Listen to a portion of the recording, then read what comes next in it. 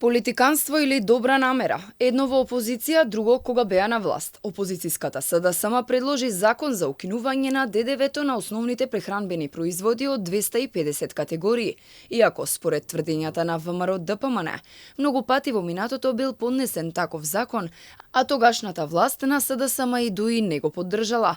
Лидерот на СДСМ Венко Филипче со обвинувања и критики до власта, дека нејзините економски политики воопшто не го штителе животниот стандард на граѓаните, а мерките биле неефикасни. Се предвидува укинување на ДДВ-то за прехранбените производи, односно од 5% на 0% ДДВ за сите основни производи за човечка исхрана. Односно, со ова ќе бидат офатени над 250 категории производи кои ќе бидат со 0% ДДВ.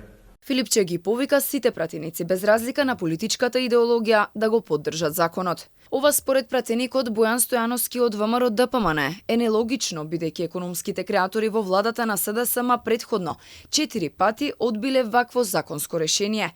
Порача дека и овој нацрт закон бил со низа грешки како тој за минималната плата во кој беше промашен процентот. Замислете, ќе се намалувало ДДВ-то на храната, а лидерот на СДСМ во друштво со економските креатори на владата на СДСМ од претходниот период, Фатмир Битики и Димитар Ковачевски, предлага вакво решение, иако истите тие луѓе во претходниот период 4 пати такво законско решение одбија.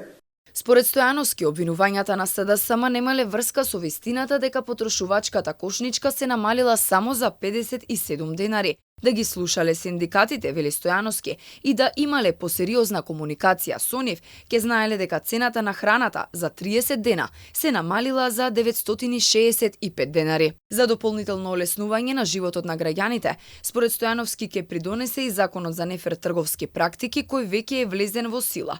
Неделава се очекува да биде комплетиран составот на Комисијата за заштита од конкуренција и веднаш да започне со работа контролирајќи ги договорите склучени согласно тој закон.